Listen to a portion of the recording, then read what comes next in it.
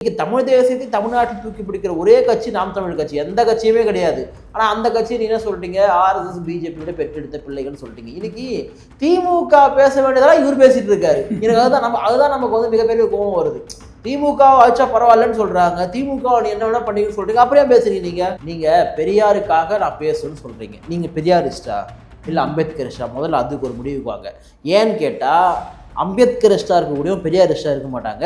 பெரியாரிஸ்டா இருக்கக்கூடியவங்க அம்பேத்கர் ஒரு நாளும் தங்களுக்கான தலைவராக சொன்னதே கிடையாது. என்னைக்காவது திமுக திக கூட்டங்கள் இல்லை திராவிட கூட்டங்களில் அம்பேத்கருடைய ஃபோட்டோ ஒரு சின்ன காயின் அளவு பார்த்துக்கிறீங்களா நீங்கள்? ஆனால் எங்கெல்லாம் எஸ்சி மக்கள் இருக்காங்களோ அங்கே வந்து என்ன சொல்லுவாங்க, அம்பேத்கர் பெரியார் ஒரு நாணயத்தில் பக்கம் சொல்லி உருட்டுவாங்க. எட்டைமலை சீனிவாசனும் அயோத்தாச பண்டிதரும் பொது சமூகத்தில் போயிட்டு தலித் அல்லாத சமூகத்தில் போய் சேர்ந்துருக்காங்கன்னா அதற்கு முக்கியமான காரணம் அண்ணன் சீமான். அதை நீங்கள் மறுக்கவே முடியாது. யார் சொல்ல அண்ணன் சீமான் வந்து ஒவ்வொரு ஜாதிக்கான ஓட்டுக்காக பயன்படுத்துறாரு, சரிப்பா பயன்படுத்துறாரு, நீ அதை கூட பண்ணலையே, நீ என்ன பண்ணிக்கிற, நீ என்ன பண்ணிருக்க சொல்லு. நீங்க திமுகவை கட்டு விரியன் கண்ணாடி வெறி. நீ காலைல கூட அண்ணன் சீமான் ஒன்று சொல்றாரு, ரவிக்குமார் அவர்கள் எழுதினார் இல்லையா தாய்மன் பத்திரிக்கையில, அதை விட நான் மோசமா எழுதி சொல்லிட்டுனா அவங்க சொன்னதெல்லாம் இல்லைன்னு சொன்னா நான் இன்னிலிருந்து பெரியாரை பத்தி பேசுறதே நிறுத்திடண்டான்னு சொல்லிட்டாரு. யாரு வந்தாலும் சரி RSS பிஜேபின்னு சொன்னா அது எப்படி அது ஏற்புடையதா இருக்கும்? கடந்த காலத்துல ஒன்று சொல்லவா, அண்ணன் ரஞ்சித் அவர்களே இவங்க RSS கைக்கூலி சொல்லிட்டு எடுத்துருவாங்க சொல்லுவாங்க. எவ்வளவு ஒரு சொல்லுவாங்கல்ல, சொல்லிட்டாங்க. வன்னியரசு அண்ணன் ரஞ்சித் அவர்கள் வந்து RSS கைக்கூலி அப்படின்னு சொல்லிட்டு எழுதினாரு. இது ஒரு அட்டகத்தி அப்படின்ற மாதிரி எழுதினாரு.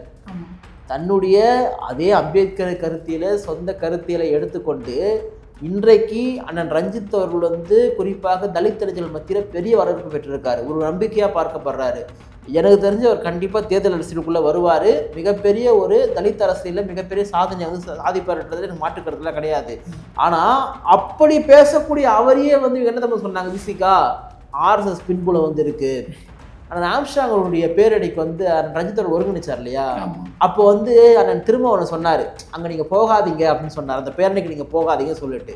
அதுக்கு வந்து எப்படித்தமா குதிச்சாங்க பிசிக நிர்வாகிகள், யாருங்க ரஞ்சித்து, நாங்கள் ஏங்க போனோம், அவர் பின்னாடி RSS இருக்குதுங்க அப்படின்னு சொன்னாங்க. திரும்ப அண்ணனே சொன்னால் கூட பட்டியல் சமூக கூட வாக்கு திமுகவுக்கு போகவே போகாது. ஏன்னு கேட்டால் நேரடியாக பட்டியல் சமூக மக்கள் திமுகவுடைய ஆட்சியில் வந்து மிகப்பெரிய அளவில் பாதிக்கப்பட்டிருக்காங்க. இது எல்லாமே திருமாவளவனுக்கு தெரியும். அதுக்காக வந்து அவர் என்ன சொல்லுவார், சரி இதுக்காக நான் கூட்டணியிலே போக முடியுமான்னு கேட்பாரு. நிம்மதி ப்ராப்பர்ட்டி மேனேஜ்மெண்ட், உங்கள் பழைய வீட்டை புதிய வீடாக மாற்றலாம் வாங்க. வாய்ஸ் ஆஃப் தமிழ்நாடு நேயர்களுக்கு வணக்கம். இன்றைக்கு நான் பிரதாப்போட என்ன பேச போகிறோம் அப்படிங்கிறத அவர்கிட்டே சொல்கிறேன், பாருங்க.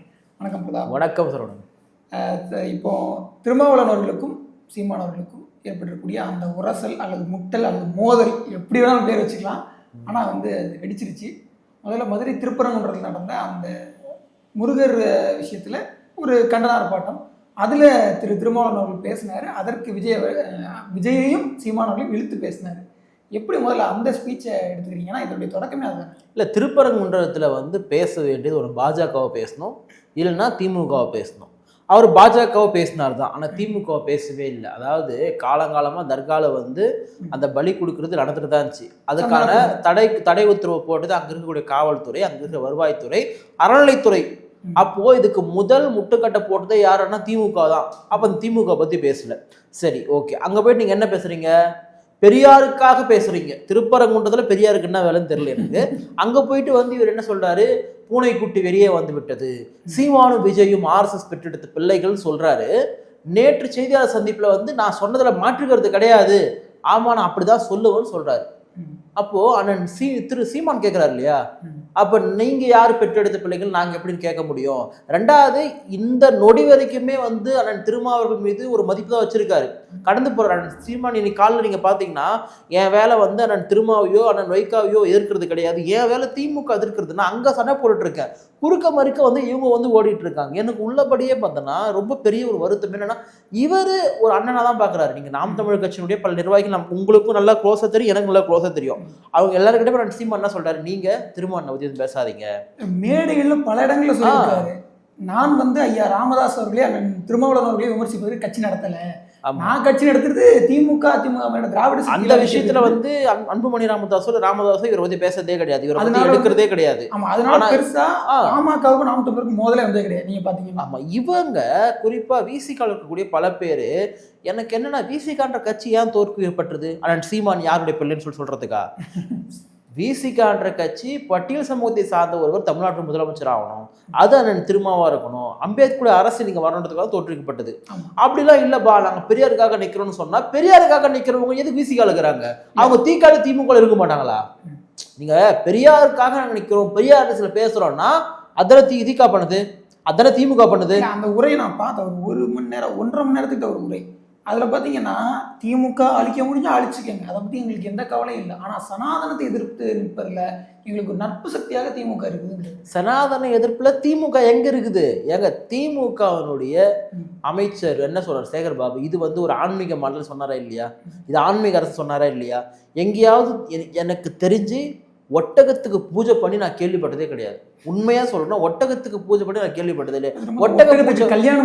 ஒட்டக பூஜை வந்து சனாதனத்துல வருதா வரலையா? எங்க சனாதனம் என்பதே மாற்றத்தை விரும்பாது. ஒரே லைன் சொல்லணும் அப்படின்னா என்னன்னா, மாற்றத்தை விரும்பாது, அந்த ஆதிக்க படிநிலை அப்படியே இருக்கணும்னு சொல்றதா சனாதனம். வேற உங்களுக்கு மாற்று கருத்து இருக்கா? இல்லைன்னு நினைக்கிறேன். ஓகே, திமுகவினுடைய சனாதனம் என்ன? எனக்கு நீ மகனா பிறந்தியா? ஸ்டாலின் அவர்களுக்கு மகனா பிறந்தவங்க மட்டும் தான் துணை முதலமைச்சர் ஆக முடியும். திரு கருணாநிதி அவர்களுக்கு மகனா பிறந்தவங்க மட்டும் தான் வந்து ஸ்டாலின் அவர்களாக இருந்தால் மட்டும் தான் நீங்கள் வந்து முதலமைச்சர் ஆக முடியும். இந்த ஒரு படிநிலை வந்து இருக்குது. இவங்க வந்து சனாதனத்தை எதிர்ப்பதற்கு திமுக உறுதுணையாக இருக்குன்னு சொல்றாங்க. நான் சொல்ற தமிழ்நாட்டில் பாஜக விட மோசமான கட்சி திமுக. நான் சொல்றது சனாதனத்தை வந்து சொல்றதுலேயே ரொம்ப மோசமான ஒரு கட்சியோடு இருந்துக்கிட்டு அந்த கட்சியை வந்து புனிதப்படுத்துதல் ரொம்ப மோசமானது. இது வரைக்கும் அண்ணன் சீமான் அவர்கள் ரொம்ப பொறுமை காத்துட்டு இருக்காரு. ஆனால் நமக்கு என்னன்னா, இந்த அளவுக்கு அண்ணன் சீமான் வந்து பொறுமைசாலியா? இந்த அளவுக்கு கடந்து போறாரு. ஏன்னா ஒருத்தவங்க வந்து ஒரு தத்துவத்தை முன்மொழிறாங்க. இப்போ நான் தமிழ் தேசியவாதின்னு நான் வந்தா, இல்லடா நீ வந்து சங்கின்னு சொன்னா நான் ஒரு நேரடியாக எதிர்க்க வேண்டிய தேவை எனக்கு இருக்கு. ஆனால் அண்ணன் சீமான் அந்த வேலையை செய்ய மாட்டார், எதிர்க்க மாட்டார், இது வரைக்கும் கடந்து தான் போறாரு. ஆனால் அவரை போயிட்டு நீங்க வந்து எப்போ பார்த்தாலும் ஆர்எஸ்எஸ் உடைய கைக்கூலி, ஆர்எஸ்எஸ் விளையாட்டு பிள்ளை சொல்றாங்க. இதுல வந்து ஒரு தொழில் உடன்பாடுமே கிடையாது. ரெண்டாவது, இன்னைக்கு 10வது வரைக்கும் விஜயுமே கையெழுத்துட்டாங்க, அவருமே வந்து ஆர்எஸ்எஸ் உடைய கைக்கூலி சொல்லிட்டு.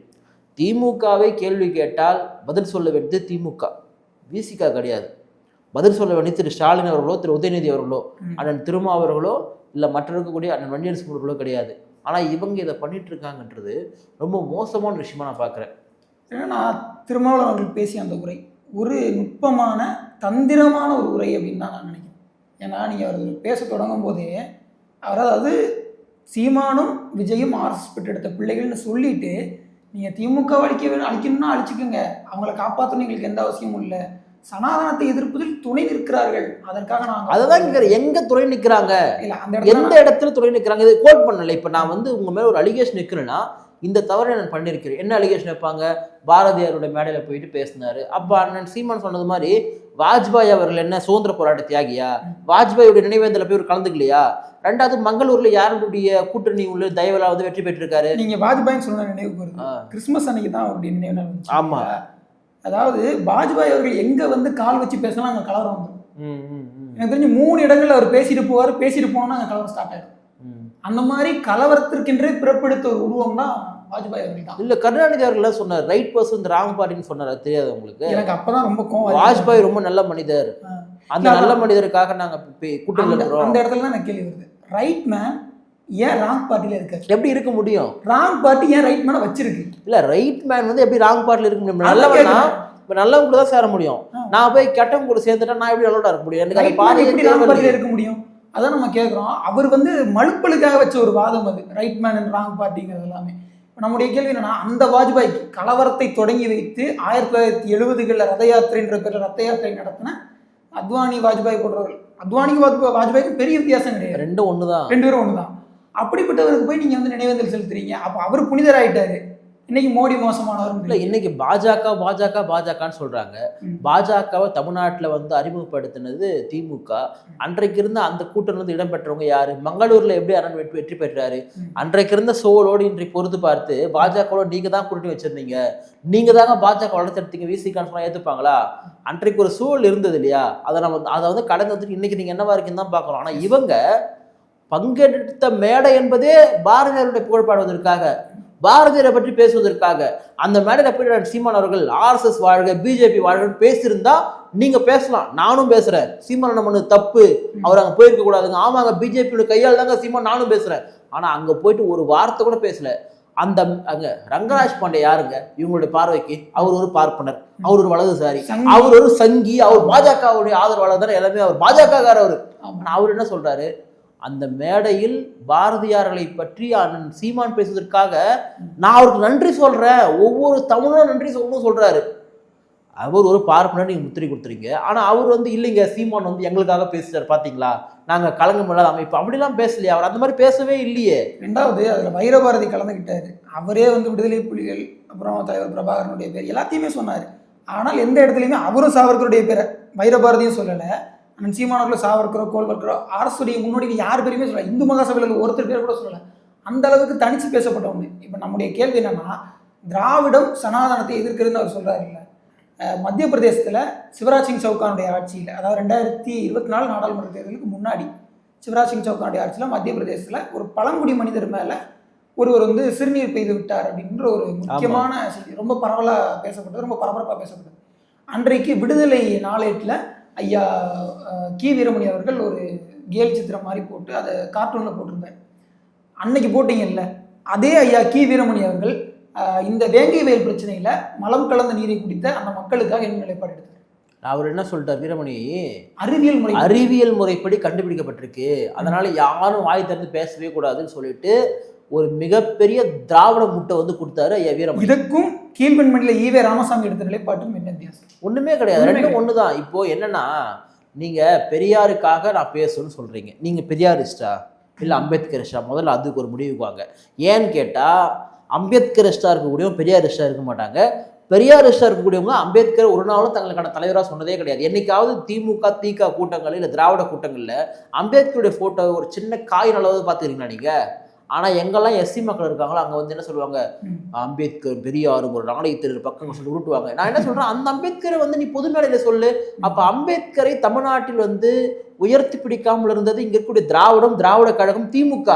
அப்புறம் நான் எனக்கு இது ரொம்ப அவமானமா அசிங்கமா இருக்கு. இப்போ நான் ஒரு அம்பேத்கரிஸ்ட்னு வச்சுங்களேன், நான் வந்து பெரியாரிஸ்ட்னு சொல்லி வேண்டிய அவசியமே கிடையாது. எனக்கு பெரியாருடைய நல்ல கருத்து தான் ஏற்றுக்கிறேன். அப்படி பார்த்தா வந்து நம்ம காரல் மார்க்ஸுடைய கருத்துக்களை ஏற்றுக்கிறோம், சேகுவாருடைய கருத்துக்களை ஏற்றுக்கிறோம், ஃபிடல் காஸ்ட்ரோவுடைய அந்த போர் தியாகத்தை நம்ம வந்து ஏற்றுக்கிறோம்னா எல்லாருக்கிட்ட நல்ல விஷயம் எடுத்துக்கலாம். ஆனால் எனக்கான தலைவரை நான் ஒருத்தராக சொல்ல முடியும், அதெல்லாம் கிடையாது. நான் வந்து பெரியாரிஸ்ட், நான் அம்பேத்கரிஸ்ட்னு சொன்னால் நான் சந்தர்ப்பவாதி, நான் அப்படி சொல்ல விரும்பவில்லை.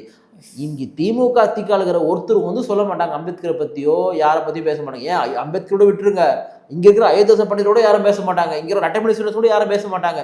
இன்றைக்கு ரெட்டைமலை சீனிவாசனும் அயோத்தியாச பண்டிதரும் பொது சமூகத்தில் போயிட்டு தலித் அல்லாத சமூகத்தில் போய் சேர்ந்திருக்காங்கன்னா அதற்கு முக்கியமான காரணம் அண்ணன் சீமான். அதை நீங்கள் மறுக்கவே முடியாது. யார் சொல்ல அண்ணன் சீமான் வந்து ஒவ்வொரு ஜாதிக்கான ஓட்டுக்காக பயன்படுத்துறாரு, சரிப்பா பயன்படுத்துறாரு, நீ அதை கூட பண்ணலையே, நீ என்ன பண்ணிக்கிற, நீ என்ன பண்ணிருக்க சொல்லு. பட்டியல் சமூகத்தை பயன்படுத்தினால் பேக்வர்ட் கிளாஸ் பிற்படுத்தப்பட்ட மக்கள் ஓட்டு போட மாட்டாங்கன்ற பயந்துலாம் அப்படி பயன்படுத்தாமல் தவிர்த்ததெல்லாம் எவ்வளவோ இருக்கு. ஆனால் அப்படிப்பட்ட சூழல்லையுமே நாம் தமிழர் கட்சி அவங்கள பயன்படுத்துறாங்கன்னா அது எவ்வளவோ சிக்கலான சூழலை பயன்படுத்தல. அண்ணன் சீமான் அவரை தமிழர்களுக்கான தலைவராக பார்க்குறாங்க. ஆனால் திமுக போன்ற கட்சியில் எப்படின்னா, இங்க இருக்கக்கூடிய சில முக்கியமான சில சாதி தலைவர் இருப்பாங்க, அவங்களுக்காக மட்டும் வந்து போவாங்க. நீங்க ஒரு பட்டியல் சமூகத்தை சார்ந்த பல தலைவர்கள் இருந்தாலுமே அவங்களுக்குலாம் போக மாட்டாங்க. என்னன்னா இவனங்களாம் எங்க போயிட்டு போறாங்களே, அதான் திரும்ப நம்ம கூட்டில் இருக்கிறார் இல்லையா, அவர் கை காட்டினா ஓட்டு போட்டுருவாங்கன்னு சொல்லிட்டு அந்த ஒரு அதிகார திமிர்ல இருக்கிறாங்க. நான் சொல்றேன், இன்னைக்கு திருமானனே சொன்னா கூட பட்டியல் சமூக மக்களோட வாக்கு திமுக போகவே போகாது. ஏன்னு கேட்டா, நேரடியாக பட்டியல் சமூக மக்கள் திமுக ஆட்சியில வந்து மிகப்பெரிய அளவில் பாதிக்கப்பட்டிருக்காங்க. இது எல்லாமே திருமானனுக்கு தெரியும். அதுக்காக வந்து அவர் என்ன சொல்லுவாரு, சரி இதுக்காக நான் கூட்டணி விட்டு வெளியே போக முடியுமான்னு கேட்பாரு. உங்களை யாரும் கூட்டணி விட்டு வெளியே போங்க, கூட்டணி உள்ள இருங்கன்னு சொல்றதுக்கான அதிகாரம் மற்றவங்களுக்கு கிடையாது, அது உங்கள்கிட்ட தான் இருக்குது. ஆனால் நீங்க என்ன பண்ணிட்டு இருக்கீங்கன்னு தான் கேட்குறாங்க. இப்போ வேங்க வயலுக்காக நாங்க வந்து போராட்டம் பண்ணோன்னு சொல்றாங்க. ஓகே, அதோடு முடிஞ்சிருச்சா? அறிக்கையே அந்த மக்களுக்கு எதிராக வந்துச்சு. என்ன ஸ்டாண்ட்? இன்னைக்கு நீதிமன்றத்தில் அந்த வழக்கு என்னவாக இருக்கு? எதுவுமே கிடையாது. அது SC/ST மக்கள் மீதான வன்கொடுமை வழக்குன்றதுல இருந்து மாறிடுச்சு. அதாவது இவங்க இஸ்லாமியர்களுடைய வக்புவாரி சட்டத்திற்காக ஆர்ப்பாட்டம் பண்றாங்க, திருப்பரங்குன்றத்திற்காக ஆர்ப்பாட்டம் பண்றாங்க. ஆனா தலித் மக்களுடைய பிரச்சனைகளுக்கு நீங்க மட்டும் பண்ணுங்கலாம் சொல்ல, நீங்களே பண்ணலன்னா யார் பண்ணுவா? இன்னைக்கு பஞ்சமேள மீட்பை வந்து யார் கையில் எடுத்துருக்கணும்? யார் கடந்த காலத்தில் விசிகா கையில் எடுத்துச்சு, அது மீண்டும் எடுத்துருக்கோம். அது வந்து ஆஃப்டர் 10 இயர்ஸ்க்கு முன்னாடி, ஆஃப்டர் 10 இயர்ஸ்க்கு அப்புறம் 2 இருக்கு, சரிங்களா? ஆனா இன்னைக்கு அதை பத்தி பேசுதான் நான் சீமான். பஞ்சமேள மீட்புக்காக ஒரு பெரிய ஒரு ஆர்ப்பாட்டம் ஒன்று அறிவிச்சு பண்ணியிருந்தாரு. அப்போ இங்க வந்து ஒரு பொது கட்சியா நாம் தமிழ் கட்சி பார்க்கப்பட்டாலும் எல்லா மக்களுக்குமான பிரச்சனை வந்து பேசுறாங்க, எல்லாத்தையுமே அட்ரஸ் பண்றாங்க. ஆனா விசிகா நீங்க உங்களை பொது கட்சிக்குன்னு சொன்னாலுமே திமுக ஒத்துக்க மாட்டாங்க, உங்களை வந்து பொது கட்சின்னு ஒத்துக்க மாட்டாங்க. ஆனா விசிகா பொது கட்சின்னு எனக்கு சொல்லி கொடுத்தது அண்ணன் சீமான் அவர்கள் தான். எல்லா விஷயங்களுக்காகவும் போராடுறாரு. அவரை பொதுத் தலைவரா பாருங்க, ஏன் பட்டியல் சமூக தலைவரா பாக்குறீங்கன்னு பலமுறை பொதுத்தளத்துல கேள்வி எழுப்பியவர் யாருன்னா சீமான் அவர்கள். ஆனால் அந்த சீமானை திருமாவளவன் அவர்கள் என்ன சொல்றாரு, அவர் வந்து ஆர்எஸ்எஸ் பிள்ளை, உங்களை பொதுத் தலைவர்னு சொல்ற ஒருத்தர் ஆர்எஸ்எஸ் பிள்ளைன்னு சொல்றீங்க, உங்களுக்கு என்ன ஆச்சுன்னு கேட்க தோணுது. இல்லை இன்னைக்கு வந்து அண்ணன் திருமாவளவன் வந்து மிகப்பெரிய ஒரு தடுமாற்றத்தில் பேசுறாருன்னு தான் பல பேர் சொல்லக்கூடியதா இருக்குது. என்னன்னா, நீங்க திமுகவை கட்டு விரியன், கண்ணாடி வெறி. இன்னைக்கு காலைல கூட சீமான் ஒன்று சொல்றாரு, ரவிக்குமார் அவர்கள் எழுதினார் இல்லையா தாய்மன் பத்திரிக்கையில, அதை விட நான் மோசமா எழுதி சொல்லிட்டுனா, அவங்க சொன்னதெல்லாம் இல்லைன்னு சொன்னா நான் இன்னிலிருந்து பெரியாரை பத்தி பேசுறதே நிறுத்திரண்டான்னு சொல்லிட்டாரு. அந்த அளவுக்கு நீங்க ஆதாரப்பூர்வமா அறிவியல் ஆய்வுபூர்வமா எழுதிருக்கீங்க நீங்க. ஆனா அதையே வந்து இன்னொருத்தவங்க பண்ண மாட்டேன், நீ பிஜேபி ஆர்எஸ் கைக்குள்ளே சொன்னா அன்னைக்கு வந்து உங்களை சொல்ல மாட்டாங்களா? அன்னைக்கு வந்து தாய்மன் பத்திரிகை எழுதின ரவிக்குமார் அவர்களையும் அதனுடைய உரிமையா இருக்கக்கூடிய திரும்ப சொல்ல மாட்டாங்களா? அப்ப நீங்களும் பிஜேபி அரசு சொல்ல மாட்டாங்களா? வன்னியரசு அவர்கள் இன்றைக்கு ஐயா விஜயகாந்த் அவர்கள் நினைவு நாள். வன்னியரசு அவர்கள் அன்றைக்கு விஜயகாந்தை பச்சை தெலுங்கு என்று எழுதினார். அதெல்லாம் இருக்கு. அப்போ பச்சை தெலுங்கு என்று எழுதிய வன்னியரசு அவர்கள் இனவெறி பிடித்தவரா? அவர் ஆர்எஸ்எஸ் கைக்குழந்தையா? இந்த மாதிரியான கேள்வி எல்லாம் வரும். இன்னொரு விஷயம் இருக்கு. 2006ஆம் ஆண்டு தமிழ்நாடு நாள் பொன்விழா. தமிழ்நாடு வந்து தனி மாநிலமாக பிரிக்கப்பட்டு 50 ஆண்டுகள் நிறைவுற்றது இல்லையா? அதற்காக விசிகா வந்து ஒரு பொன்விழா நடத்தினாங்க. அந்த பொன்விழால அநேகமா அண்ணன் சீமான் அவர்கள் ஏறி பேசினதாக என்னுடைய நினைவு. அதுலதான் அண்ணன் பாவலன் வந்து சொன்னாரு, நாங்க தான் சீமான மேடை ஏற்றி விட்டு அப்படின்னாரு. அந்த மேடையில தான் அண்ணன் பேசினாரு. அந்த மேடையில அண்ணன் திருமாவளவன் அவர்கள் சொல்றாரு, திராவிட நரிகள் வருகின்றன அப்படின்னாரு. திராவிட நரிகள் திராவிட தேசியம் பேசிக்கொண்டு வருகின்றன அப்படின்னாரு. ஆனால் இன்னைக்கு என்ன சொல்றாரு, போன வருஷத்துல சொன்னாரு, என்ன சொன்னாருன்னா, போன வருஷமா இந்த வருஷத்துலேயே சொன்னாரு, இங்க யார் விட்டாலும் பரவாயில்ல, நான் திராவிடத்தை காப்பாற்றுவேன், நான் திராவிடத்தை காப்பாற்றுவேன். அப்ப எனக்கு என்ன கேட்க தோணுது, அன்னைக்கு திராவிட நரி வருது, நீங்க நிறைய காப்பாற்ற போறேன்றீங்க. அப்ப என்ன அர்த்தம்? நிறைய காப்பாற்ற போற நீங்க சிறுத்தை இல்லைன்னு ஆகிப்போச்சு. நிறைய காப்பாற்ற சிறுத்தை இருக்கு, ஓனாய் பத்தாதா? நீங்க ஓனாயா சிறுத்தையா? நல்லா முடிவு பண்ணி சொல்லுங்க. இல்ல திராவிடத்தை காப்பாற்ற வேண்டிய அவசியம் விசிக்காக என்ன ஏற்படுச்சுன்னு தெரியல. இவங்க என்ன சொல்றாங்க, அந்த திராவிடத்தினுடைய தோற்றுவிப்பாளர்களே வந்து அயோத்திதாச பண்டிதர் தான், ரெட்டைமலை சீனிவாசன் தான், சரி ரைட், எல்லாமே ரைட் தான். அயோத்திதாச பண்டிதரையோ ரெட்டைமலை சீனிவாசனையோ திமுக அழிச்சிச்சு அடையாளங்கள்ல இருந்து. அதை நீங்க கேள்வி கேட்க மாட்டீங்க. இந்த திராவிடம் என்ற சொல்லடல மட்டும் நான் வந்து பேச போறேன்னா அதை வச்சு என்ன பண்ண போறீங்க? இன்றைக்கு திராவிடம் தமிழுக்கு எதிராக இருக்கா இல்லையா? திராவிட மடல்னு சொல்லிட்டு தமிழுக்கு எதிரான ஆட்சி செய்து திமுக. அப்ப நீங்க திராவிடத்தை காப்பாற்றி என்ன பண்ண போறீங்க? ரெண்டாவது, தமிழ் தேசியம் அவர் திரும்ப பேசினாரு. இன்னைக்கும் நீங்க வந்து தமிழ் தேசிய அந்த 7 நாள் எல்லாம் நினைவு கூறீங்க, எல்லாமே ரைட்டு. ஆனா நீங்க உங்களை திராவிட கட்சியால அடையாளப்படுத்துறீங்க. இன்னைக்கு தமிழ் தேசியத்தை தமிழ்நாட்டில் தூக்கி பிடிக்கிற ஒரே கட்சி நாம் தமிழ் கட்சி, எந்த கட்சியுமே கிடையாது. ஆனா அந்த கட்சியை நீ என்ன சொல்லிட்டீங்க, ஆர்எஸ்எஸ் பிஜேபியோட பெற்றெடுத்த பிள்ளைகள் சொல்லிட்டீங்க. இன்னைக்கு திமுக பேச வேண்டியதெல்லாம் இவர் பேசிட்டு இருக்காரு. எனக்கு அதுதான் நமக்கு வந்து மிகப்பெரிய கோபம் வருது. திமுக ஆச்சா பரவாயில்லன்னு சொல்றாங்க, திமுக நீ என்ன வேணா பண்ணிக்கன்னு சொல்றீங்க, அப்படியே பேசுறீங்க நீங்க. விஜய் வந்து திமுக பத்தி பேசுறாருங்க, அதுக்கு அவர் என்ன சொல்றாரு தெரியுங்களா? விஜய் வந்து திமுகவை பற்றி பேசுவதனால் மட்டுமே அது எப்படி சரியானதா இருக்கும், அது எப்படியுமே அரசியல் நிலைப்பாடா இருக்கும்னு சொல்றாரு. என்ன சொல்றேன், ஆட்சிக்கு வரப்போற விஜய் திமுக பத்தி பேசாம அண்ணா திமுக பத்தி பேசுப்பாரு. இதை சொல்றாருங்க அவரு. திமுக பத்தி ஏங்க பேசுறீங்கன்றாங்க. கடந்த உதயநிதி கிட்ட கேள்வி கேட்கிறாரு. உதயநிதி என்ன சொல்றாரு, அதை கடந்து போறாரு. ஏன்னு கேட்டா பயம். உதயநிதி எல்லாம் ஒண்ணு செய்வோம். உதயநிதி என்ன விஜய் பேசக்கூடிய பேச்சுக்கு வந்து பதில் சொல்றாரு, அதெல்லாம் ஒன்னும் தெரியாது, பேசவும் மாட்டாரு. ஆனா இவர் வந்து அறிக்கை கொடுக்கறது என்ன, பேசுறது என்ன, எல்லாமே பண்ணிட்டு இருக்காரு. இல்லை அதான் இப்போ என்னன்னா, திரு சீமான் அவர்களுடைய அந்த ரியாக்ஷனுக்கு ஒரு உள்நோக்கம் கற்பிக்கிறாரு அண்ணன் திருமாவளவர்கள். நம்முடைய கேள்வி என்னன்னா, சீமானுக்கு உள்நோக்கம் கற்பிக்கிறீங்கல்ல, ஒரு முறை கூட நீங்கள் ஏன் வந்து இந்த பக்கம் வண்டியை திருப்பி திமுகவுடைய அரசின் மீது எந்த விமர்சனங்களும் வைக்க மாட்டேங்கிறீங்க? கேட்டால் நாங்கள் தான் ஆளுங்கட்சி எதிர்த்து அதிகமாக போராட்டம் பண்ணியிருக்கோம், அதை வேற அடிக்கடி சொல்லிக்கிறாரு. எனக்கு எப்போ போராட்டம் பண்ணாருலாம் யோசிக்க வேண்டியது. ஆளுங்கட்சி எதிர்த்து போராட்டம் பண்ணுறோன்னா அந்த கூட்டத்தில் இருக்க வேண்டிய அவசியமே கிடையாது. என்னை பொறுத்த வரைக்கும் அதுதான். இப்போது ஒரு போராட்டம் 2 போராட்டம் பண்ணலாம். நாங்கள் தான் அதிகமாக பண்றீங்கன்னா அப்போ மக்களுக்கு அநீதி தரக்கூடிய ஆட்சி இந்த ஆட்சி நீங்களே சொல்றீங்க, ஒத்துக்கிறீங்க. அப்போ வந்து அதே அநீதி தர ஆட்சி 26 ஓட்டு போடுங்க சொன்னா எப்படி ஓட்டு போடுவாங்க? என்னன்னு போட்டு போடுவீங்க?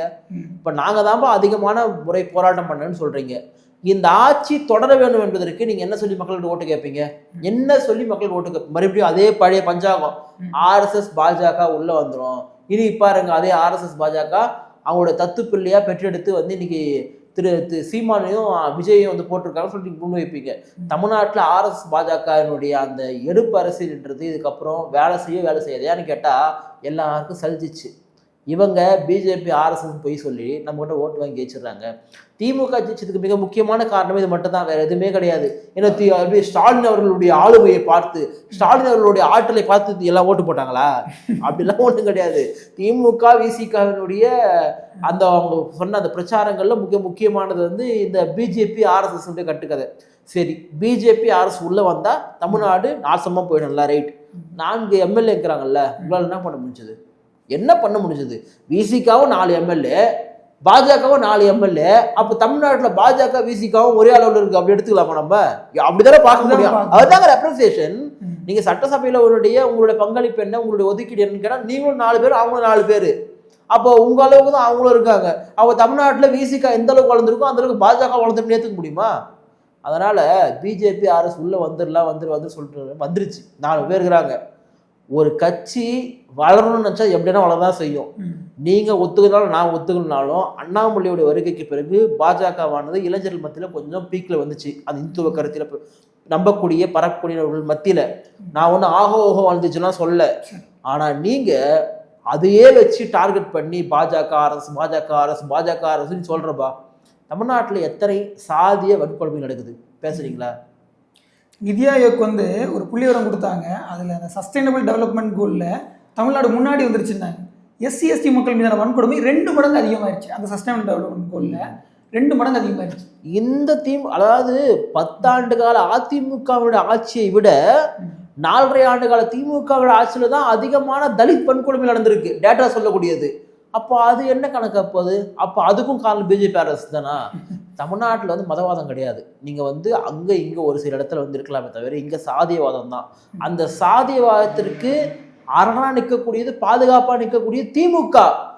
ஓப்பனாக சொல்கிறேன், விசிக நிர்வாகிகள் பல பேர் சொன்னது, மதுரையில் வந்து அமைச்சர் மூர்த்தி தான் மிகப்பெரிய ரோல் பண்ணுறாருன்னு சொன்னாங்க. அவரை எதிர்த்து உங்களை என்ன பண்ண முடியுமா? ஒன்றுமே செய்ய முடியாது. இந்த அளவுக்கு திமுக உங்களை ஒரு வளைவுக்குள்ள வச்சிருக்கு. நீங்க என்ன பண்றீங்க? விசிகாவை வந்து ராஜா பேசுறாரு இல்லையா, அவரை நீங்க கவுண்டர் கொடுக்கணுங்களா? யாரும் கேட்க போறாங்களா?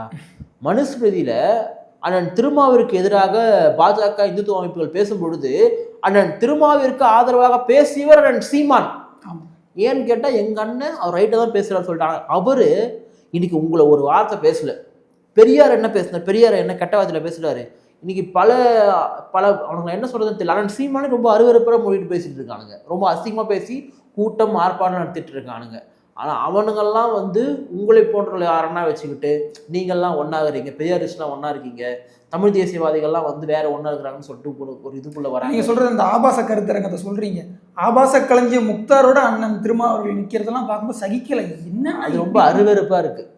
சந்தர்ப்பவாதத்திற்கு அண்ணன் திருமாவர்கள் இரையாகி விட்டார் அப்படின்ற ஒரு வருத்தம் தான் வருது. கடந்த காலத்தில் ஒரு நல்ல தமிழ் தேசியவாதியாக இருந்தார் 2009 வரைக்கும் என்ன கேட்டால். அதற்கு பிறகு அவர் மாறிட்டார். எங்கள் அண்ணன் திருமாவையும் ஐயா ராமதாஸ் அவர்களையும் விமர்சிப்பவர்கள் இந்த கட்சிக்கு தேவையில்லைன்ற அளவுக்கு அண்ணன் சீமான் அவர்கள் மேடையில் பேசினார். அவர் வந்து எங்களுக்கு பிரசவம் பார்த்தாரா அப்படின்னு சொல்லிட்டு கேட்குற அளவுக்கு திருமாவர்கள் பேசியிருக்கிறாரு. ஏன்னா அவரோட பேச்சு அந்த அளவுக்கு இருக்கு. நீங்க ஒரு அளவுக்கு தான் யாரா இருந்தாலும் சகிச்சு இருக்க முடியும்.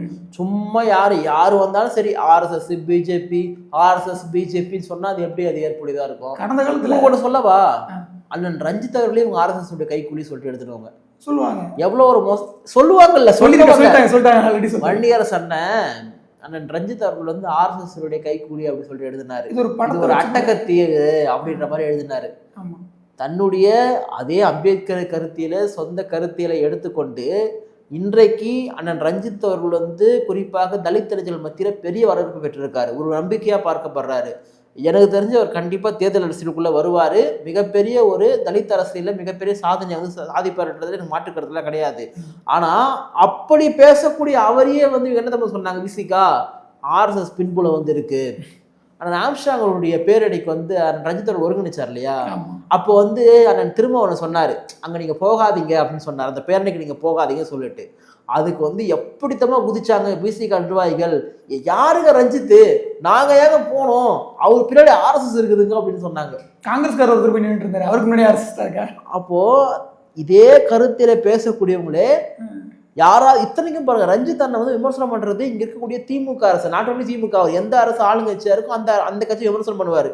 ஈவன் சொல்ல போனா இவங்கெல்லாம் வந்து போன தேர்தலில் திமுக ஓட்டு போட்டவங்க, ரஞ்சித் அவர்கள் உட்பட திமுக ஓட்டு போட்டவங்க தான். ஆனா அவங்களே பாத்தீங்கன்னா ஒரு ஸ்டாலின் அவர்கள் வந்து என்னை எல்லாரும் அப்பான்னு கூப்பிட்றாங்க சொல்லிட்டு சொன்னார் தெரியுமா, அதுக்கு வந்து ஒரு எதிர்ப்பு வந்து நீலம் பண்படமையும் கொடுத்துருந்தாங்க. அப்ப இதுக்கெல்லாம் அப்பா எங்க போனீங்க, இதுக்கெல்லாம் அப்பா எங்க போனீங்க சொல்லிட்டு கேட்டிருந்தாங்க. அப்படி அதாவது விசிகா விமர்சனம் பண்ணா கம்முனுக்குறாங்க, விசிகாவை கேள்வி கேட்டா யாரும் பேச மாட்டாங்க, திமுக கேள்வி கேட்டா சண்டைக்கு வந்துடுறாங்க. திமுக வந்து அப்படி இப்படி சொல்லிட்டு அம்பேத்கர் அவர்களை இத்தனை ஆண்டு காலமாக இந்த திராவிட கட்சிகளோ திமுகவோ அதிமுகவோ ஒரு பொருட்டா எண்ணல. அம்பேத்கர் செய்திகள் உடைக்கப்பட்ட போதெல்லாம் இந்த திமுக அதிமுக வாயை மூடின்னு வேடிக்கை பார்த்து சாதிவாதிகளை ஊக்குவிச்சிருந்தாங்க. அந்த கட்சிகளுக்கு ஆதரவா நீங்களாம் இன்னைக்கு பேசுறீங்க அப்படின்னு சொன்னா இதுவா அம்பேத்கர் அரசியல் எனக்கு தெரியல.